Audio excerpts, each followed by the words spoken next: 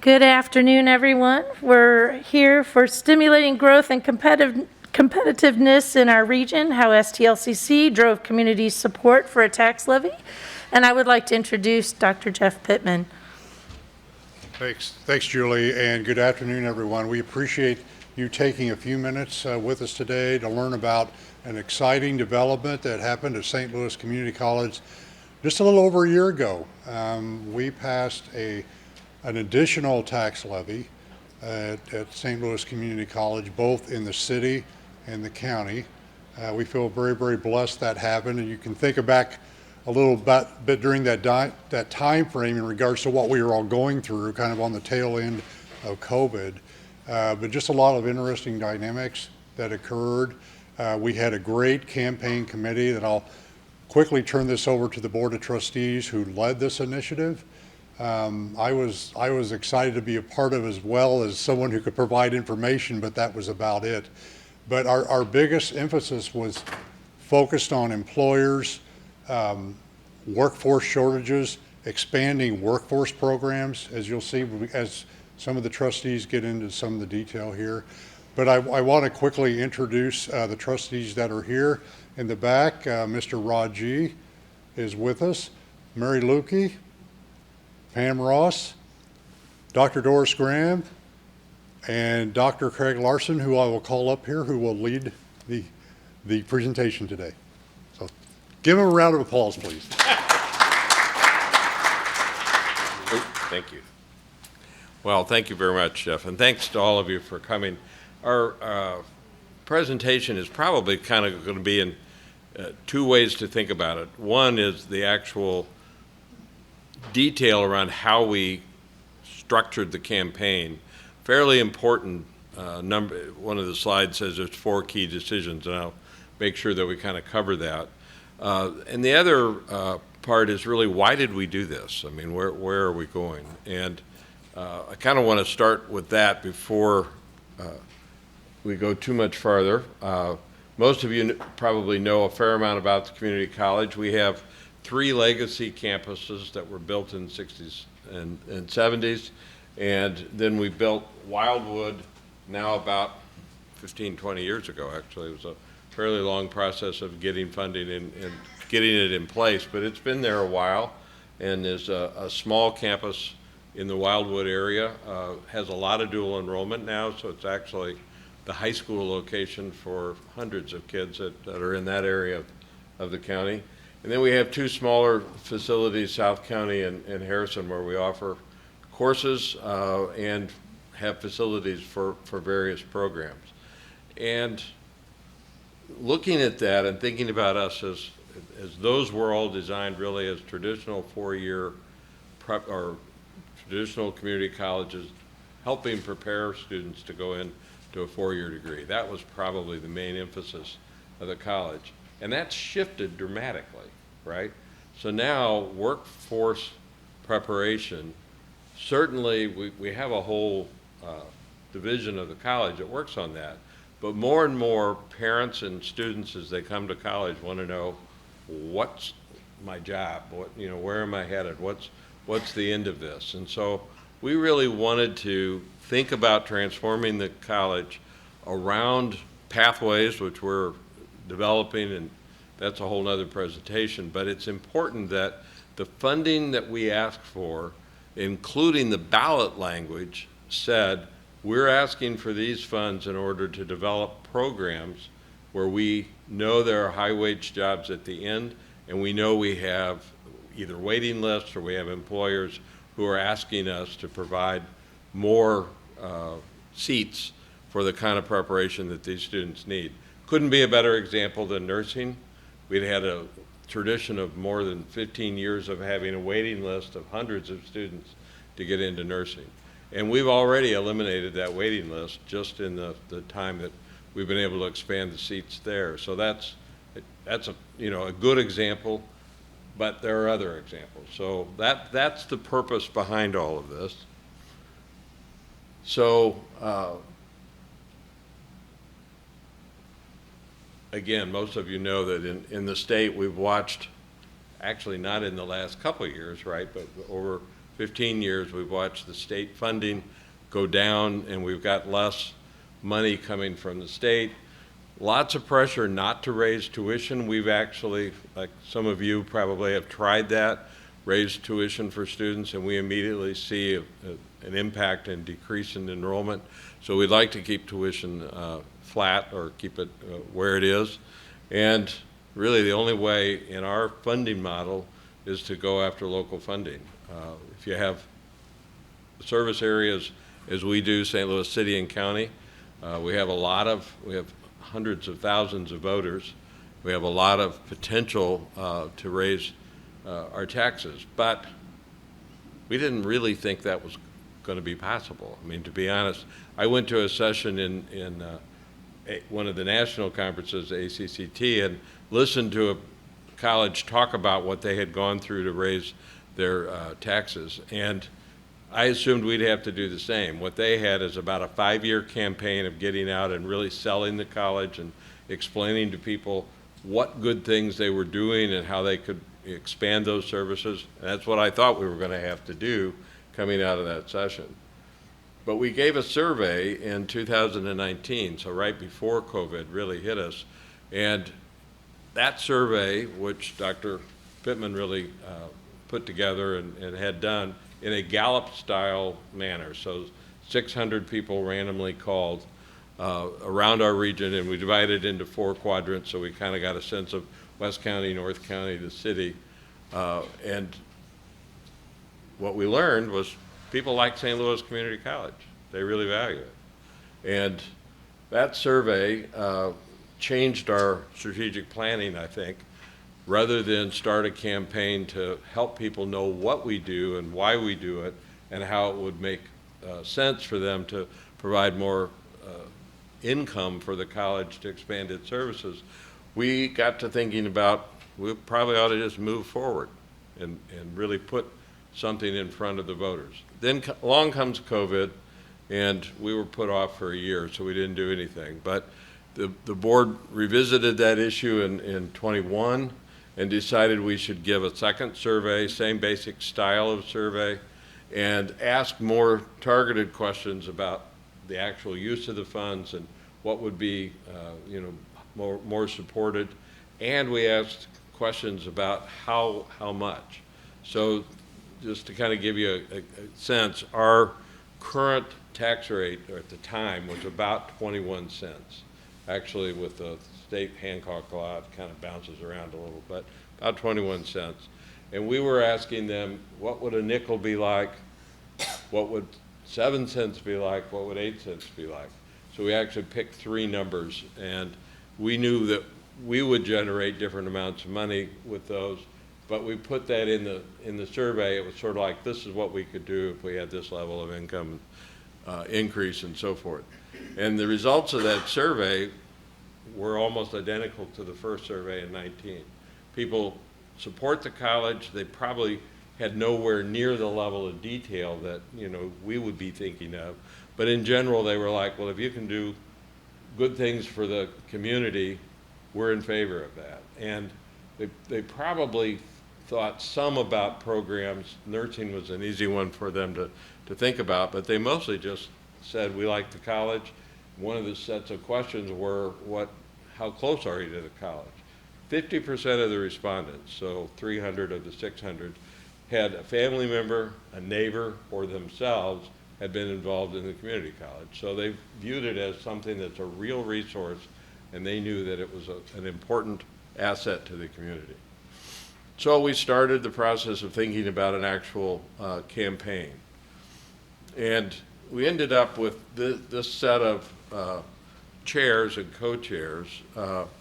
Really, I worked with Paula Savarino, who college members will know is a longtime employee, who's a very strong supporter of the college and just kind of knew a lot of people. She's been in politics a little bit, not heavily, but knew some folks who are helpful to us, such as Rick Stream, if you happen to live in the St. Louis area, who a friend of hers, but quick to pick up the phone and talk to us about how to go forward. He's the Republican leader of the the St. Louis County Election Board. So kind of an interesting resource, and a person who's been in politics himself for a long time.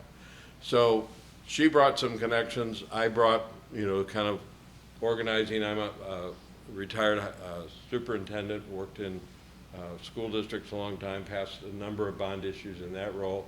But I would say passing the bond issue and what we did here and raising the levy are pretty different. They're not the same. They're similar but different. We were able to recruit, and I would give most of the credit to Dr. Pittman, Dr. Mark Wrighton, to come on as one of our co-chairs to really lead the group of 25 or so people. That's a key issue for us. Without his support, I'm not sure this would happen. I know we wouldn't have raised as much money as we did to support the campaign, because he's an amazing fundraiser. I mean, he was 24 years the chancellor of Washington U, and had to raise millions of, well, more than millions, tens of millions of dollars, hundreds of millions of dollars in his 24 years. And, I asked him about that, and he said, it wears on you after a while when you realize this week I haven't raised $1 million yet, I got to get going. So I was sort of like, so his connections made a huge difference to this committee. And his commitment, and the reason he committed, as I said, Dr. Pittman knew him, but he committed because as he retired as chancellor, he began to work with various civic groups to be engaged in how do we move St. Louis forward? How do we, as really an economy, how do we work to be a more competitive economy?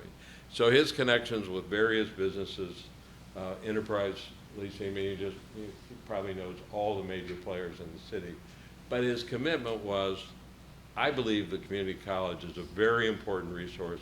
All these businesses need trained workers. We've got an awful lot of workers, or potential workers, that don't have the skills that they need. So, and they're not going to WashU. So his view was not about WashU, it was about St. Louis and his connections there. And then we recruited later, not too much later, but a few months later, Candace Carter Oliver, who's the CEO of Confluence Charter Schools. Might be an unusual connection for you, but that's the largest set of charter schools in the city. And she has a long public school career. She was in a number of districts prior to taking on that CEO role, but she's been very successful in that role. She's helped turn those schools into more productive schools, better reputation. She's got, right at 3,000 students, so, a lot of families, and is just a person who's well known. And to be honest, she's African American, and we were very sensitive to wanting to make sure that we take this campaign out, the face of the campaign is appropriate, so that it looks like the community that we're actually serving. And then we invited a whole bunch of people to join, and ended up with about 25 people. And we were in the Zoom call land, so we had Zoom calls, once a week for the most part. A subcommittee of that once a week, and then the committee itself meeting as needed, but a couple times a month normally. So I said there are 4 things that I think were critical to passing this. One was picking the right 2 co-chairs who brought expertise and brought relationships and connections. They got a lot of people. Candace was able to help us, along with Doris, who's one of our board members, get a group of the ministers in North County and North City to endorse this, talk about it at the pulpit, hand out flyers, and give us names, so that was very important. We hired 2 firms to help organize. One, Creative Entourage, I would give a really strong plus to. It's a company that really works only with governmental agencies as they're trying to pass tax increases. It's essentially a woman-owned 2-person business. They've got 3 or 4 other part-time employees, but they have a great track record. And now if you know the company that Rod Wright worked for, they've absorbed that company in. They're all part-time with them now. Rod Wright's been in this business for 40-some years. So they were able to give us a lot of strategy and actual developing of the materials and a lot of work around, one of the two women is very good at social media. We spent most of our money in social media advertising. I couldn't have even begun to think about how to do that, but it's what they do all the time. So raising money turned out to be pretty important. We spent our money largely in two ways. One, the social media, that was the largest single expense. And we bought ads on the various social media platforms, and you can target where they actually, you know, when you go to YouTube, an example that I know we purchased, you could target that people in North County, when they go to YouTube, will see a 30-second spot on this campaign, and they can click and get more, or they can wait until the ad and then click and get off, but they are at least getting it. And that's an example I can give, but we used other social media platforms as well. We also put flyers together or postcards and mailed them. That's very expensive, so we ended up saying we could do 3. We had thought about doing 4, but we actually, as money came in, we decided, okay, we'll go ahead and send that mailer out. And we held the last one because we ended up raising as much money as we thought, but the last 100,000 or so kind of came in at the last minute. So we raised that money in 2 ways. And Pam, to give myself a break, I'm going to let you talk about the union part of that, because I thought that was really important. But we raised some of the money from businesses in the region, largely because Mark Wrighton was connected to them. And then we raised money from unions, and we got both money and support, which is critical. Right, so Pam Ross is one of our trustees. yes, I spent about 30 years doing political fundraising for labor-endorsed Democrats, so fairly specific. And so I knew a lot about labor unions, especially in the city of St. Louis. And I also worked at the Board of Aldermen in the city of St. Louis as a chief of staff. So I had a lot of relationships with people in that area. And you have to go to each meeting, talk about what you want from them, and then they're not going to give you huge money. You're going to get 5 here, 10 there, maybe 20, 30. But what we were really looking for was outreach to their members. And so during that process, we worked with some unions that we didn't really have a good superior relationship with. So the plumbers and the pipe fitters sort of came into our aura, I would say. And so it isn't just asking them for money and their members to vote for us. It also became a way to get out in the community. And I think as a political person for most of my life, it's all about relationships. Who do we know that can help us, and how do we get to them, and who's the best person to talk to them? So I would say that we got more than money and votes from this. We got a lot of outreach in the community that we wouldn't have got otherwise. So I represent the city of St. Louis. No connection to, but I remember sitting in a meeting, and the head of the union was not sure how much money they were going to give, and Pam was all about, you got to make an ask, you got to push them, and so I'm thinking that. But then he said, but we have a whole process where we call our members, and we use our own staff, or we do the calling, and tell them to vote. Would Right. it be helpful if we got out to our 10,000? Right. Phone banking for free. If you've ever worked in a campaign, it's never free. It always costs you a lot of money to run a phone bank. That may have been the most important thing we got out of the union connection, was just them making sure that people knew, that their members knew about this campaign and went out and voted. Right. But Just the money was up.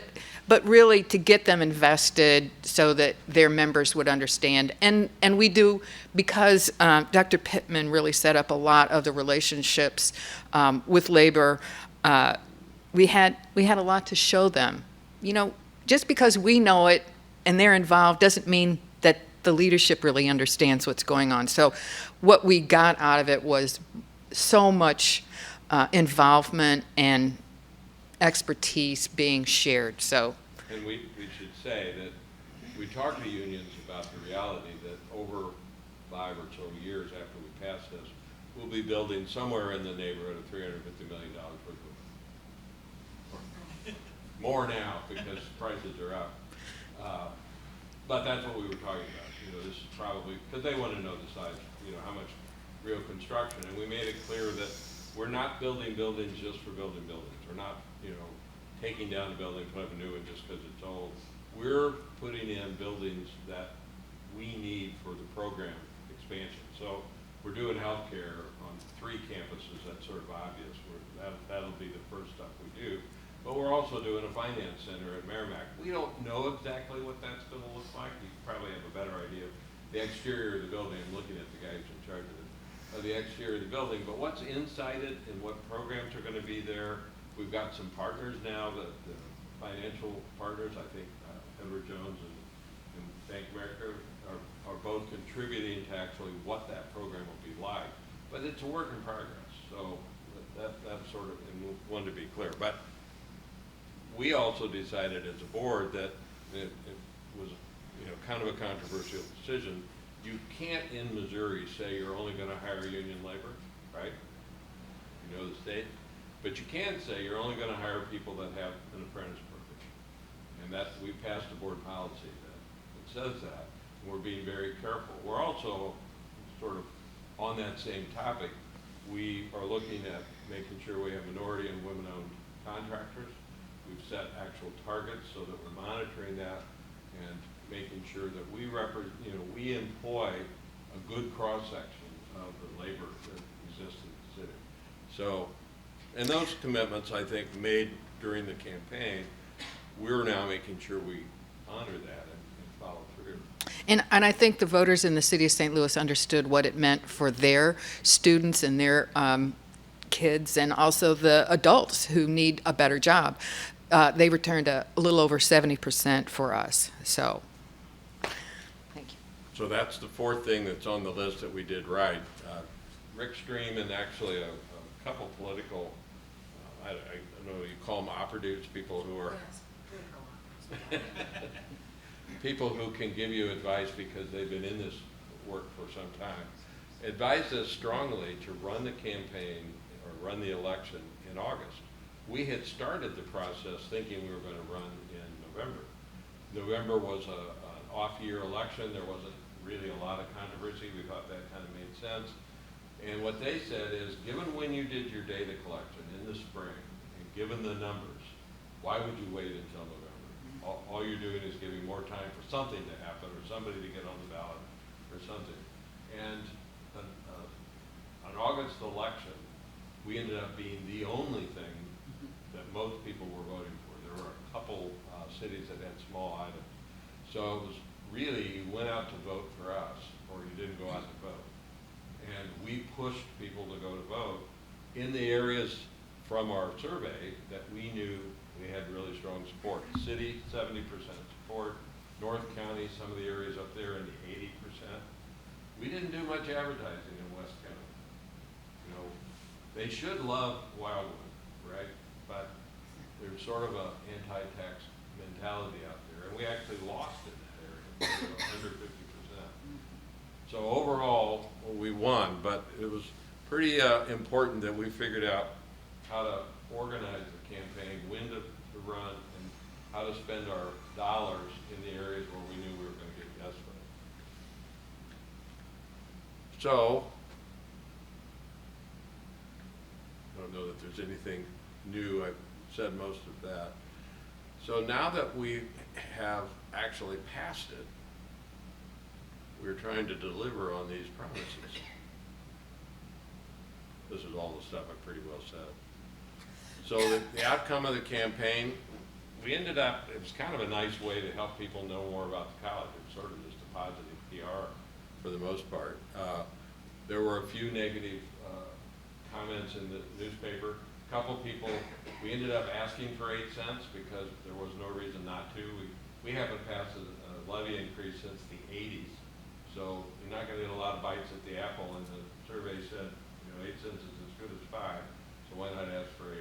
We had a few people who did some math and said, that's a big increase. And that's true. It was a big increase. But other than a few letters to the editor, we really had no negatives. And we had endorsements from chambers of commerce, unions, businesses, the Ministerial Alliance that I talked about, the Urban League, NAACP, and we were endorsed by the Post and St. Louis American. So those are pretty good outcomes. So we ended up overall with a 58% election, and as I've already explained in success, there are reasons for all of that. I think each of those decisions and really asking smart people who knew about this process to give us guidance and input made all kinds of difference. And I would say that included Pam, by the way, who has a rather strong background in politics, so it's very helpful. So we are now using those funds, and really it's turned out, I'll just say this briefly, we thought we would end up passing bond issues and kind of getting started. Well, the world changed, right? So building buildings is going to take longer because of the supply chain. If any of you are involved in construction right now. And we also know that we need to deliver on the promise that we made, which is we're putting programs in place, not just build it. So we're taking the time to create those new programs, get the support from faculty, figure out kind of how we move forward. Healthcare is a roaring success. I mean, there's all of our healthcare programs, and we'll be expanding to offering things that we haven't been offering. There's no problem there, and we have great support from the various hospitals in the region. And you know, that's helpful because we're doing that work first to kind of move, but we're on the other areas we're moving a little more slowly. And Dr. Pittman and his staff came up with the idea of calling the campaign going forward STLCC Transformed. And we've got a web page that sort of shows how we're delivering on that. And what we've ended up doing is, I almost hate to say this, because how many times in your life, as a person who's been involved in education, have you been able to accumulate money? And that's what we're doing. We're using the funds, we're separating it off and making sure these new dollars aren't commingled with our other dollars. And we're creating kind of a large fund that we can actually use to buy all the things that we're immediately doing, which is mostly architectural services, project planning, that kind of thing. Gradually, we'll be coming out of the ground with a couple buildings, and we'll use those funds to do those buildings. So we actually won't sell bonds. We were just exchanging at launch. It'll probably be 2024. We'll eventually, and it'll probably end up meaning that we can build $500 million worth of things rather than 350, because we're benefiting from having that money accumulate interest, and on the other hand, things are more expensive. So it's a hard process to kind of know, but it's exciting in the way we've done it. We will, at the end of 10 or 15 years, have built things, changed programs, use this money in ways that I think are going to be transformative, the literal term we're using, and that money will still be there. Whereas if we have bond issues, that money, you know, you use your bond money and it's gone. So I think it was an important decision, counseled by lots of different folks, to go with a tax increase rather than bond issue. And again, if you're familiar with Missouri, bond issues always require a minimum of 4/7, which is 54%. We would have passed it, but you know, we passed it at 58, 54, and 58 are a lot closer than 50 and 58. So I mean, it was a good decision on a lot of different fronts. Take questions, and Mary, you want to talk just a little bit about sort of adding a little to the transformed, and then we'll take questions.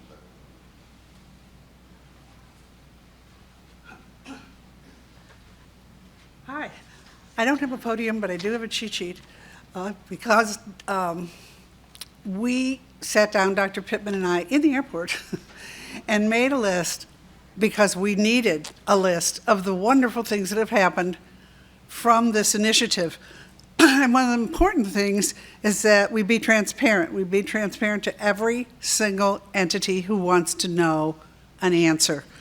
So we have been able to build 3 new, or will be able to build I'm going to do a list, 3 new student centers, 7 buildings on all the campuses across the district,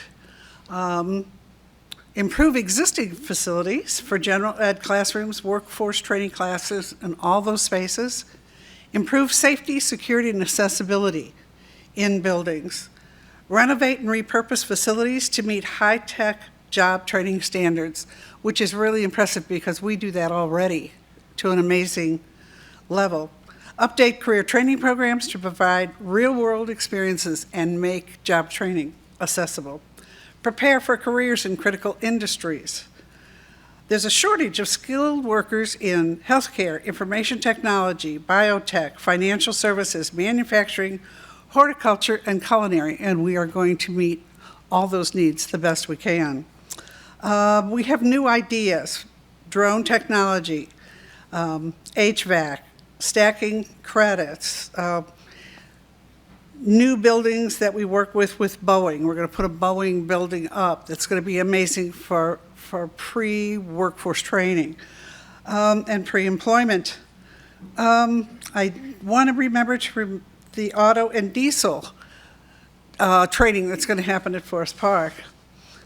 These are very exciting, but actually, generally, we are reaching out because of the goodwill of the community, both to the educators, both to the employers, and the citizens. And we have been very fortunate to have unparalleled support that we did not know would be coming. However, this was not easy. And Pam and Craig have told you all the things that happened externally, and I'll tell you what happened internally. Okay? Once this concept happened, nobody was happy.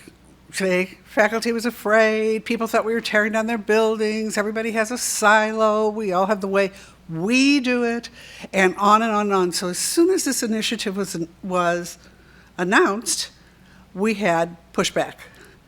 And to all of our credit, the trustees, the faculty were behind us, the administration, certainly Dr. Pittman, we started holding town halls. That's like walking up to the firing line and standing there and saying, go ahead and shoot. But when you make change, you scare people. They don't know what's going to happen. It's not the way whoever we is, does it. And so our very first experience was a lot of what I call shock and fear. Oh my gosh, what's going to happen? You're taking a building down, and no, you can't take that down. Our library's there, and that's, been there forever. Well, the institution's 60 years old. Something's going to have to come down because there's mold, there's asbestos, there's leakage, that building would have had to be dealt with anyway. But they weren't worried about the building. They were worried about the culture. And as we become more one college versus 4 individual colleges, people become threatened. They can't help it. So first there was shock, and then there was fear, and then there was questions, and then there was rumors. And everybody knew what was going to happen, and nobody knew what was going to happen. So yet again, Dr. Pittman and other trustees, we all walked into the firing line to answer those questions, which I don't understand why, but the perception was that we had never done that before. But of course we had, but not when people were threatened. We held town halls, and we thought we'd get a lot of blowback. So we had the 60th anniversary because our college is 60 years old, went on every campus, did a presentation about all of our accomplishments. Everybody came, people started settling down. And the blowback that we thought we were going to get didn't come. There were questions, there were calls, there were texts, there were emails, all of that. But I must say, for my colleagues who work in these 4 major places, once you talk to them on the phone or through an email or going and standing there and being willing to talk to them, they responded as we should have known they would, with professionalism and good ideas and helpful input and support. So a lot of the questions were clearly answered. What is surprising to us, and should not be, I'm ashamed that I think it's surprising, is our amazing colleagues not only now are on board, but are giving us ideas and feedback and what they think will enhance what we are doing. And so if I can say to you that across the board, whether it was the political campaign or whether it was us introducing what needed to be introduced to the larger academic community, just be transparent. Let people know what you're doing. The thing that most individuals will do is imagine what's happening if you don't tell them. So in retrospect, at the end of this, even though we always planned on being transparent, we have discovered that in the planning, in the implementation, in the reaching out to the community, into going to the people who could help us, into then moving into our own community and explaining what we're doing and why we're doing it, because I know you love your library building, but we're going to give you a better one, and explain what's happening. Me, underestimated my colleagues. They're right there with us, and at this point giving us ideas for improvements on our original plan. So if anything happened through all of this that I would recommend to all of you is be transparent, because these professionals who did all these steps made that paramount, and we're really proud of the work they did. Thank you.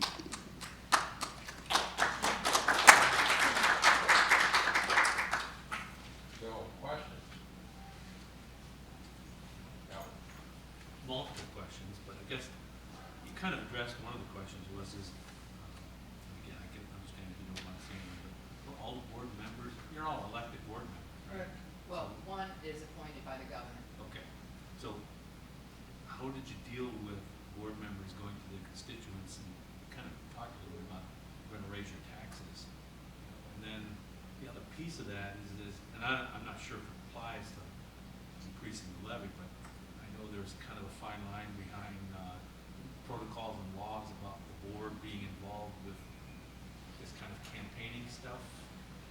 It sounds like you did a good job, but it sure seems like the board was very much involved in the process. So, one thing I didn't say that I probably should have, is the board, in 2006, so pretty many years ago, but, they did try to pass tax increase at that time too, and it failed. It was very close, but it failed. And some of what we learned as we researched that is that a lot of mismanagement of the actual process, including not having professionals who really ran campaigns like this, give you a lot of good advice, and instead kind of doing it with the friends of the board and other things. So this campaign, we were very careful to use our lawyer, but also we had a volunteer lawyer from the firm to a team, get him credit and charges, make sure that we didn't do anything that was inappropriate. The primary line that you have to follow is that the campaign from the college's side can only be information. Right. So we're telling you this is on the ballot, and in the language we can blow up a little bit and get some more detail, but the college itself can never say vote yes. It can just say, here's what we do. Trustees are not college employees, so we can be involved in the campaign that had the 25 people that was a vote yes campaign. We can be involved in that. In fact, many of us, most of us were contributors, and, played a role in that campaign. Certainly, Dan was out constantly asking people for their support. You can do that legally. There's no problem with that.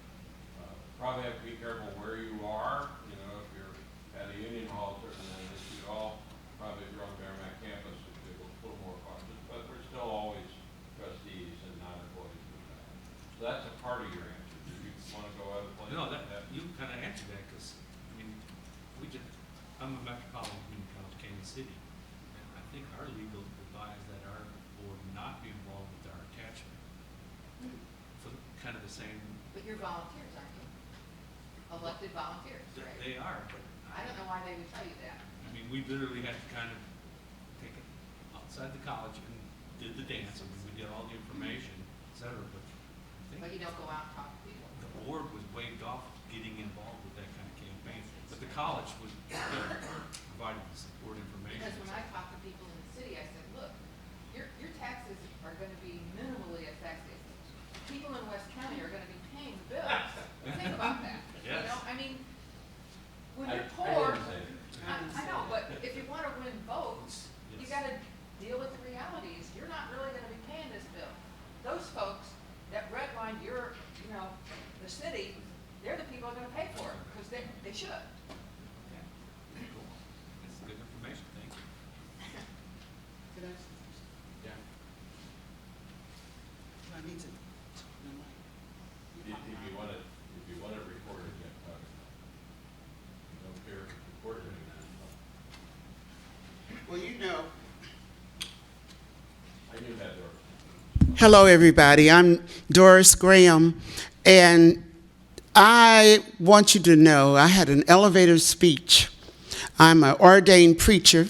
I went to many pulpits with my elevator speech.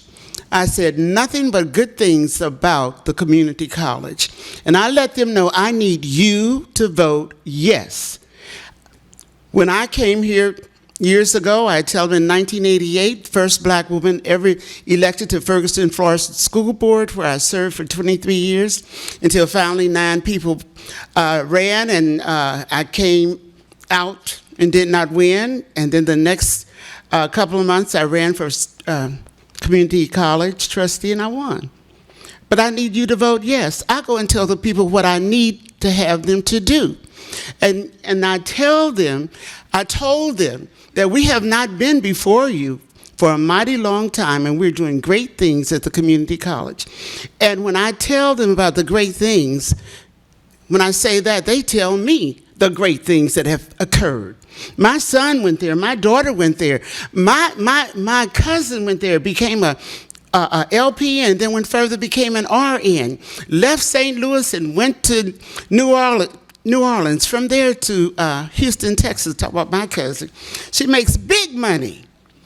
I've been a teacher, educated for all my life, and she runs circles around me.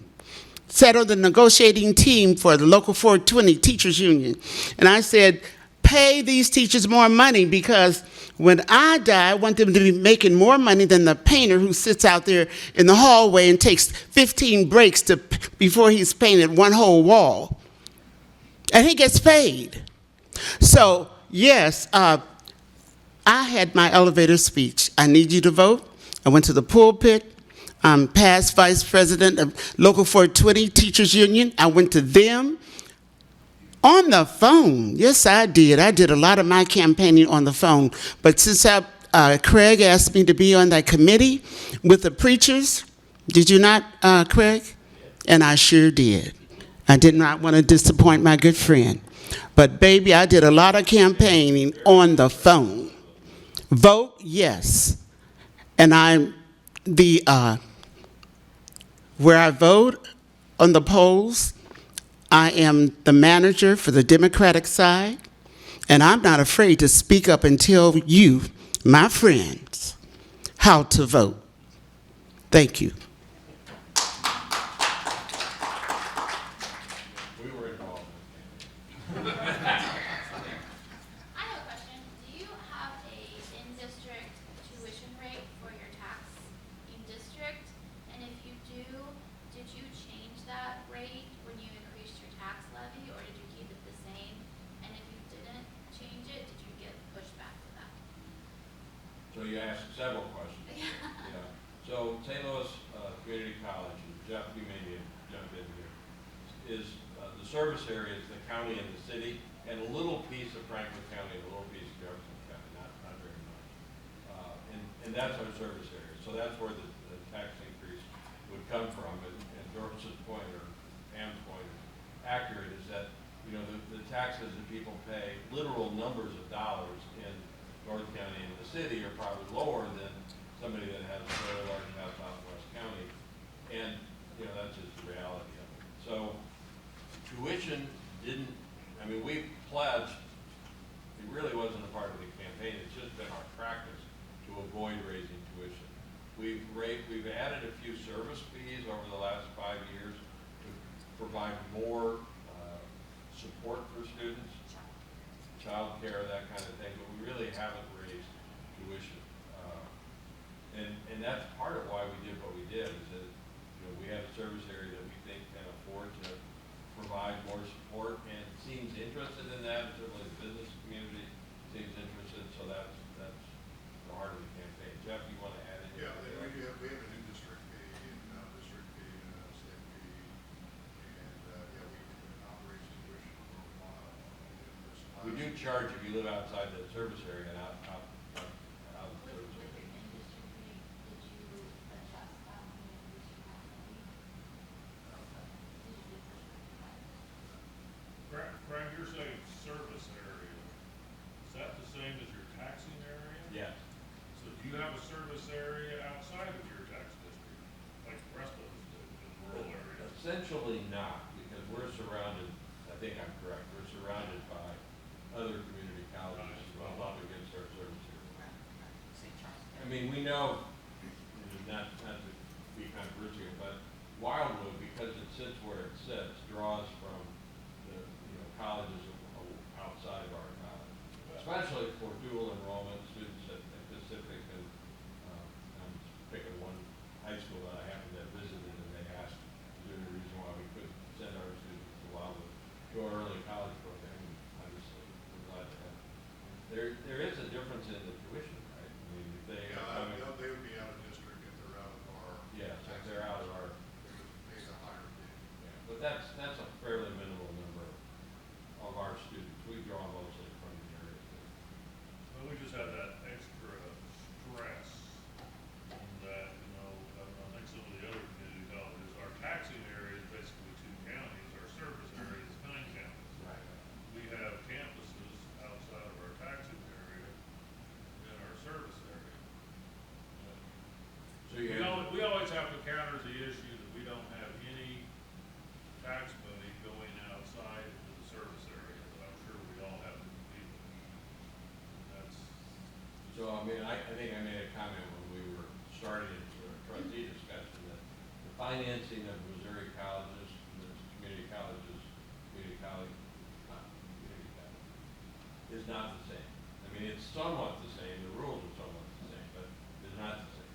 I mean, when you're in an area where you've got students coming to you who aren't in the taxing area, it just complicates everything, I agree. you guys did a great job. Was your total budget $600,000? Yeah, 600 and I want to say 20 or something. It was interesting. They told us it would be 900,000, we had 6 weeks. Yeah. $900,000 in 6 weeks, think about that. And Dr. Reagan is supposed to be credit. Yeah. But, one of the things that we were really worried as the committee was already in existence before we decided to go in August or in November, we need more time to raise money and all of that. The political operatives and the Rick Stream said, no, you don't. He said, you're only going to run a 1-month campaign. He said, no matter when you decide to have the election, don't start campaigning earlier than 1 month before. Stir up opposition. Because it just, you waste your time, you waste money, stirs up opposition. So we had plenty of time, but we decided to do that in like late April or May. So we had time.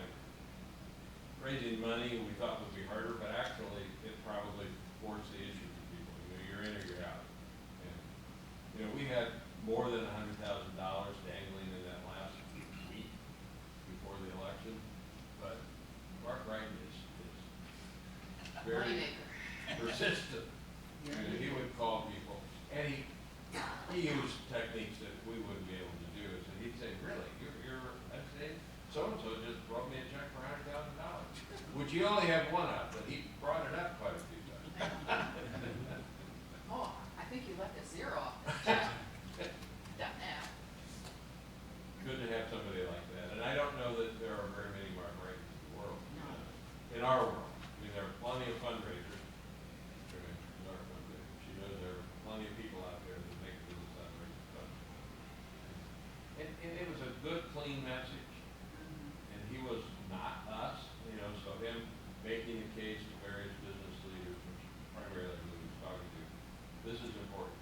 know that our region is desperate for workers. You know why? It's worse now, right? The last 2 years have made our case really clear to people. And I don't know that we saw it coming this strongly. And I can't emphasize enough, eventually a campaign ends, and you win. You're lucky. But now you're dealing with all the people within that academic community. You know, so start to finish, involving the greater academic community, and they would have no people who will vote and who will talk or whatever. But I think the decision, and I really give credit to Dr. Pittman because we talked about it a lot, that from start to finish be transparent, because the campaign ends, but it doesn't end within your institution. Your institution has to have buy-in, and that's what those town hall meetings did, and that's what all the trustees getting phone calls and emails and responding and being open, which... Mary's a long time back in there, so they didn't say that when I introduced you. Well, when you're old, everybody Gives you knows you. that. But the point is that we didn't discount that our academic community could help us also. Like, instead of saying them, it was us. And they really bought into it. But Dr. Pittman had to go to a whole lot of meetings on a whole lot of campuses to explain things. But people in general just wanted to know, and what I feel that when the campaign ended is when the joy of the whole thing began, because our campus community bought in and was ready to go. Yeah, hard to know what they thought. I mean, we had a pretty strong sense that we were going to win this, but I don't think that applies. Sure, fun fact. Any other questions?